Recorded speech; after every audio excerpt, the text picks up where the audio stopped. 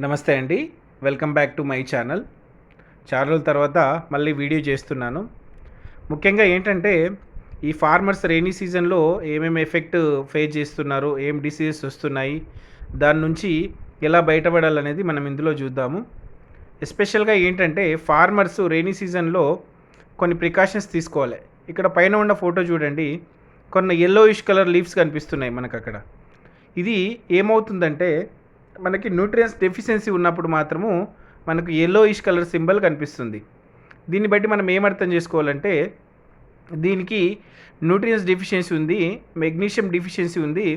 దీనికి మనము multi nutrients add చేసుకోవాలని మనము గ్రహించాలి. ఇంకొక విషయం ఇందులో గుర్తుపెట్టుకోవాలి ఏంటంటే, మనం సమ్మర్ సీజన్లో ఈ ఏదైతే ప్రైమరీ ఓస్ట్ కానీ సెకండరీ ఓస్ట్ కానీ పెట్టేసి సమ్మర్లో ప్రొటెక్ట్ చేసుకుంటాం.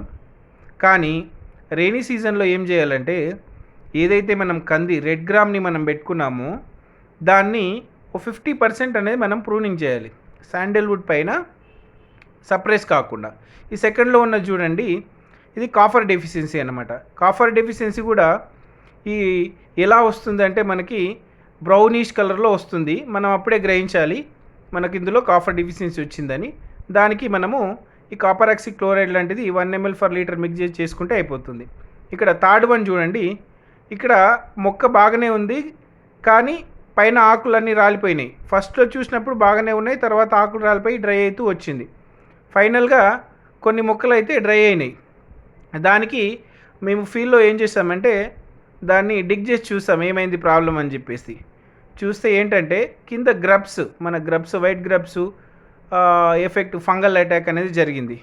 ఎందుకంటే రెయినీ సీజన్లో మరీ ఎందుకు చెప్తున్నానంటే, ఈ రెయినీ సీజన్లో వాటర్ ఈసారి లానినో ఎఫెక్ట్ ఉంటుంది, ఎల్నినో ఎఫెక్ట్ పోయి లానినో ఉంటుంది. లానినో అంటే హెవీగా రెయిన్ పడతాయి. అందుకే మనం ఒకసారి ఈ రెయినీ సీజన్లో ఈ సిస్టమిక్ ఫంగిసైడ్ ట్రీట్మెంట్ చేసుకుంటే చాలా మంచిది. ఇంకా చెట్టు ఎప్పుడైతే గ్రీనిష్ కలర్లో ఉంటుందో అప్పుడు మాత్రమే మనకు హెల్దీ ఉందని అనుకోవాలి. చాలా విషయాల్లో మనకి యెల్లోయిష్ కలర్లో, బ్రౌన్ కలర్లో ఆకులు రాలిపోయి అక్కడక్కడ వీవిల్స్ తినేసి అలా మనకి ఎఫెక్ట్ కనిపిస్తుంది. అప్పుడు మాత్రం మనం ప్రికాషన్ తీసుకోవాలి.